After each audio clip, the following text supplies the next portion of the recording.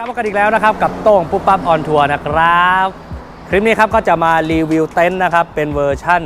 ใหม่ล่าสุดนะครับเป็นรุ่นใหม่ล่าสุดนะไม่ใช่เวอร์ชั่นใหม่ล่าสุดนะครับเป็นรุ่นใหม่ล่าสุด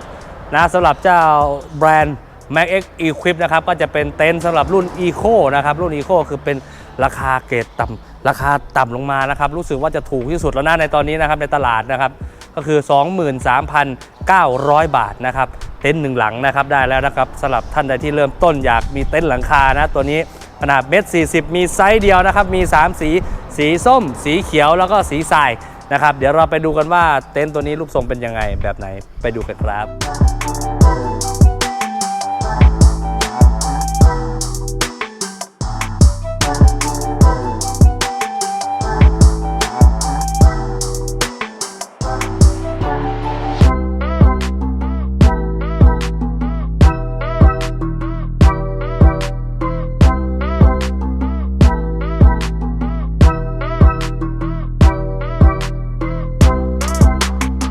ขณะนี้ครับตอนนี้ผมก็ได้สั่งออเดอร์มานะครับตัวนี้จะเป็นเต็นท์ขนาด1.40 นะครับ1.40 คูณเมื่อตอนเก็บเนี่ยจะมีความกว้างอยู่1.40 ก็คือลักษณะอย่างนี้ครับ1.40 แล้วก็ตัวนี้จะเป็น1.20 นะครับเมื่อกางออกมาแล้วมันจะมีความยาวอยู่ที่ประมาณ2.40 นะครับแล้วก็ความกว้างจากซ้ายไปขวาเนี่ยก็คือเวลาเรานอนเนี่ยเอาหัวไปเนี่ยจากซ้ายไปขวามือเราเนี่ย1.40 นะครับจากหัวไปเท้าเราเนี่ย2.40 นะเดี๋ยวเราไปดูกันว่าการประกอบก็จะเหมือนเต็นท์รุ่นหลังคาอ่อนทั่วไปเลยนะครับอย่างคลิปเก่าๆทุกท่านเข้าไปดูได้นะครับผมจะทำให้มันกระชับก็แล้วกันว่าตัวเนี้ยมันเป็นแบบไหนรูปทรงยังไงนะครับการประกอบเหมือนกันเลยทุกรุ่นนะครับของ MacX Equip นะครับที่เป็นหลังคาอ่อนการประกอบทุกอย่างเหมือนกันหมดเลยนะยังไงก็เดี๋ยวไปดูกันครับตอนนี้ก็เสร็จเรียบร้อยแล้วนะครับผมประกอบเรียบร้อยนะก็จะเป็นรุ่น Eco นะครับตัวนี้ชื่อว่า Eco นะครับแต่วัสดุไม่ Eco นะขอบอกว่าเหมือนกันกับทุกรุ่นนะครับไม่ต่างกันเลยนะแตกต่างกันตรงที่ไหนนะครับรุ่น Eco รุ่นนี้ 23,900 บาทนะครับทำไมมันถูกจังเลยแตกต่างจากตรงนี้ครับมันไม่มีห้องที่มันครอบเลยกั้นบันไดออกมาเห็นไหมปกติรุ่นทั่วไปจะมีรุ่นท็อปก่อนจากตัวนี้นะครับก็จะมีตัวอีกตัวหนึ่งที่เป็นห้องมาเพื่อเราต้องดึงเหล็กดึงมีเนียมออกมานะครับทำเป็นห้องแล้วก็ปักสมอบกตรงนั้นไม่มีตัวนี้เน้นสะดวกง่ายนะครับง่ายแล้วก็ราคาย่อมเยานะครับนี่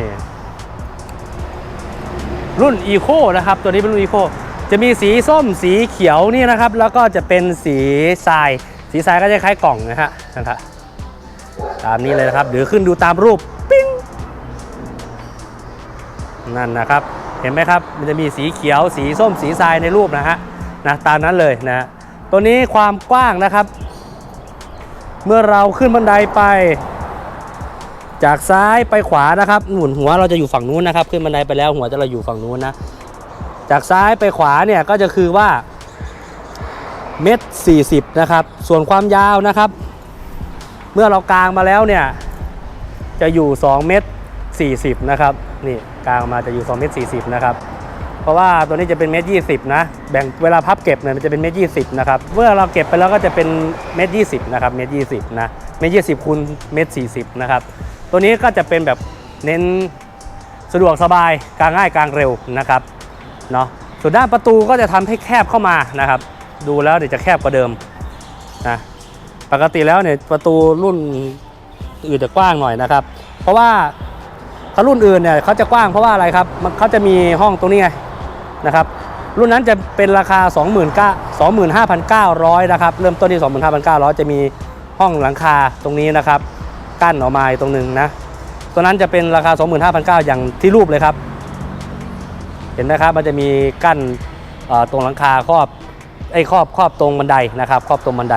ตัวนี้ก็จะเป็นราคาย่อมเยาลงมาหน่อยจะไม่มีครอบบันไดนะครับแต่วัสดุทุกอย่างเหมือนกันหมดเลยแต่ไม่มีแค่ตรงนี้ไม่มีแค่ตรงนี้ตรงเดียวนะก็เน้นง่ายนะครับทำไมเขาถึงทำประตูให้มันแคบลงก็คือว่ากันฝนสาดนะเวลาฝนมันสาดเข้าอย่างเงี้ยมันก็ไม่โดนช่วงนี้นะครับคือกันได้เยอะนะครับแล้วก็ตรงหลังคาเนี่ยครับไฟชีทก็ลงมาต่ำนะครับลงมาต่ำนะฝนตกลินปล่อยๆระดับกลางเอาอยู่นะครับถ้าเปิดโฟอย่างนี้เอาอยู่หน้าต่างด้านข้างกว้างนะครับกว้างโอ้โหกว้างมากนะครับเขาบอก เม็ดหนึ่งมั้งเนี่ยนะฮะหน้าต่างเนี่ยเม็ดหนึ่งเห็นไหมฮะเม็ดหนึ่งแล้วก็ด้านข้างกันศาสตร์ตรงนี้ก็ทำมานะครับก็โอเคนะตกระดับปานกลางนี่คือไม่ต้องปิดเปิดฟูลนะครับกลางมุ้งอย่างเดียวได้เลยนะครับอย่างเงี้ยเราขึ้นมุ้งอย่างเงี้ยได้เลยนะฮะตอนนี้ก็จะเป็น2ชั้นนะครับปิดเข้าไปก็จะเป็นมุ้งนะครับถ้าฝนตกหนักหน่อยก็กลางตัวนี้ขึ้นมานะครับรูดซิปนี้ขึ้นมาสักครึ่งนึงเหลือครึ่งนึงก็ไม่เข้าแล้วครับฝนพายุรับประกันนะครับพายุผมเนี่ยรองพายุนะครับ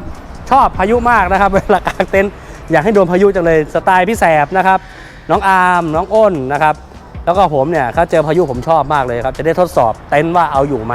ก็หลายพายุแล้วครับหลายลูกแล้วนะก็เอาอยู่นะครับนะถือว่าตัวนี้โอเคเลยนะครับสำหรับเต็นท์เจ้ารุ่น Eco นะครับรุ่น Eco Max X Equip รุ่น Eco นะครับมี3สีนะไซส์เดียวนะครับมีไซส์เดียวคือเมตร40นะครับนะเป็นรุ่นมาตรฐานนะรุ่น Universal เลยแหละก็คือสไตล์ออสเตรเลียออสซี่ก็สไตล์นี้นะครับเล่นง่ายๆนะครับก็ข้อดีมีนะครับแต่ข้อเสียก็คือว่าแม่บ้านใส่กางเกงสั้นๆนะครับใส่สั้นๆเสมอจอนะเสมอจอเวลาขึ้นไปก็จะเห็นดากนะครับ เวลาเนี่ยข้างบนมันก็จะเห็นดากหน่อยนะครับเวลาคนเข้ามองเข้ามาเวลานอนเห็นเท้าเห็นอะไรเรานะก็เสียคือตัวนั้นนะครับแต่ว่าถ้าเป็นรุ่นพาโนรามาก็จะครอบไว้ก็มองไม่เห็นนะครับมองไม่เห็นก็ได้อย่างเสียอย่างนะครับแต่ตัวนี้ก็เป็นรุ่นเริ่มต้นสำหรับท่านใดที่มองเต็นท์หลังคาอยู่นะครับตัวนี้รู้สึกจะถูกที่สุดในท้องตลาดแล้วนะครับ 23,900 บาทนะครับท่านใดสนใจก็ติดต่อผมมาได้นะครับหรือดีลเลอร์ใกล้บ้านท่านนะครับเนาะเบอร์โทรผมอยู่ข้างล่างนั่นเองนะตัวนี้โอเคเลยแล้วมาดูวัสดุภายในกันนะครับวัสดุภายในตัวฟูกนะครับฟูกค่อนข้างหนานะนี่2นิ้ว3นิ้ว3นิ้วผมได้นะครับฟูกหนานอนสบายนะครับมีความแข็งแต่ไม่แข็งกระด้างนะครับนุ่มเข้ารูปดีนะฮะแล้วก็ตัว Max X Equip เขาจะมีลักษณะอย่างนี้ครับเห็นไหมบานพับเป็นสแตนเลสนะครับแล้วตัวข้อต่อเนี่ยเป็นอลูมิเนียมทั้งหมดนะครับถ้าเป็นแบรนด์ออสเตรเลียเขาจะเป็นพลาสติกแต่ตัวนี้เป็นอลูมิเนียมและเหล็กพวกนี้ครับไอ้มีเนียมพวกนี้โครงเนี่ยจะเป็นมีเนียมทั้งหมดเลยนะครับสามารถมันโยกได้นะครับเจอลมอะไรเนี่ยมันโยกได้มันโยกนะครับแต่ว่า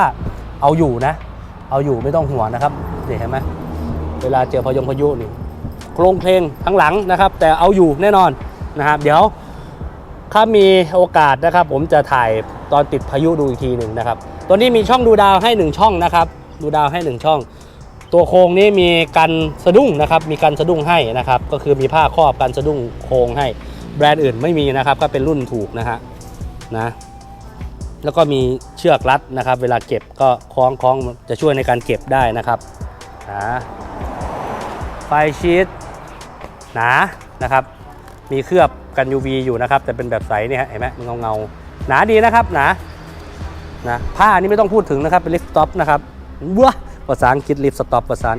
นี่นะครับเป็นตารางหนาตึกไม่ต้องห่วงนะทีนี้เรามาดูขั้นตอนการดูดาวนะครับห้องดูดาว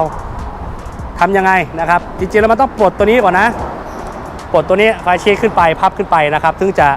ขึ้นไปดูดาวได้นะครับขึ้นไปดูดาวได้เนาะก็เดี๋ยวผมทำให้ดูกันละกันนะครับในการจะดูดาวนะครับด้านบนเราก็ต้องปลดตรงนี้นะครับฝั่งที่หัวเรานะฝั่งหัวเราปลด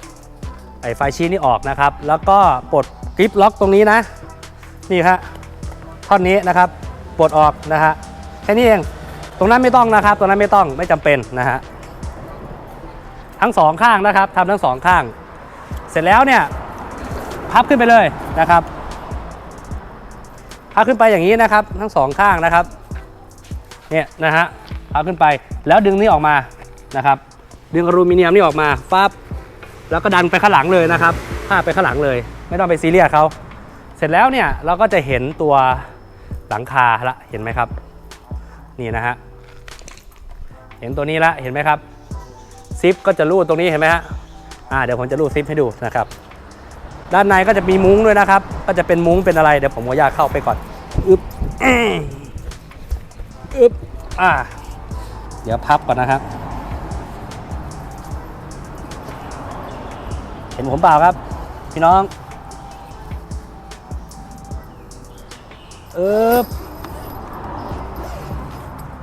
เราก็จะรูดซิปนะครับ ด้านในแล้วก็รูดซิปข้างนอกเนี่ยฮะก็สามารถลุกขึ้นไปยืนอย่างนี้ได้นะครับถ่ายรูปสวยๆนะครับสวยๆได้สบายๆแม่บ้านถูกใจแม่บ้านนะครับก็สไตล์อย่างนี้นะฮะแต่ถ้าเป็นผมไม่ใช้นะครับผมไม่ใช้ก็คือว่าไม่จำเป็นมันร้อนนะครับบ้านเรานะครับตอนกลางวันแต่ถ้าเป็นแบบสายถ่ายรูปถ่ายอะไรครับรับประกันเลยครับสวยจริงๆสวยจริงๆนะครับถ้าถ่ายรูปนี่แนะนำเลยนะครับแนะนำเลยสายถ่ายรูปแต่ว่าตัวอย่างเงี้ยครับมันจะโครงเพลงอย่างเงี้ยไม่ต้องเป็นซีเรียสนะครับมันอยู่แน่นอนนะครับอยู่แน่นอนทุกหลังทุกเต็นท์ทุกยี่ห้อเป็นอย่างนี้หมดนะครับแต่ว่าการโครงสร้างต่างๆเขาเนี่ยเขาสานมาอะไรอย่างดีไม่ต้องห่วงนะนี่นะครับโอเคนะวิธีเก็บนะครับเก็บก็ไม่ยากขั้นตอนเหมือนกันนะครับรูดตัวนี้นะครับนี่หรือท่านใดที่หน้าหนาวนะที่ไม่มีฝนไม่มีอะไรนะครับก็พับตัวเนี้ยพับตัวที่มันทึบเนี่ยครับม้วนเก็บแล้วก็รูดแต่ซิปนี้ก็ได้นะครับมันจะมีซิปเห็นไหมมันจะมีมุ้งนะครับรูดมุ้งแล้วก็นอนชมดาวโคตรฟินนะครับพูดฟินแต่ผมไม่เอานะครับ เก็บนะครับรูดเก็บ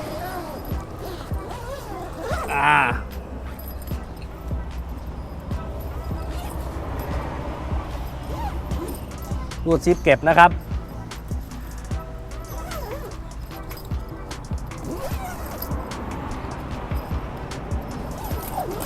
เรียบร้อยนะครับ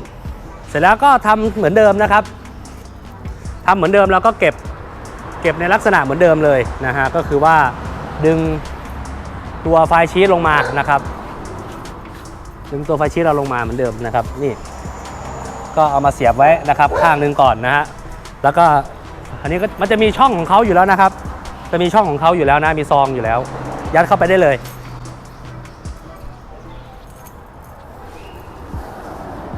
ข้างนี้ก็เหมือนกันนะฮะเสร็จแล้วก็อันนี้ลงมาใส่นะครับนี่เหมือนเดิมขั้นตอนง่ายนะครับง่ายมากนะครับนะเสร็จแล้วครับแล้วก็ใส่แม็กตัวนี้นะครับทั้งสองข้างนะ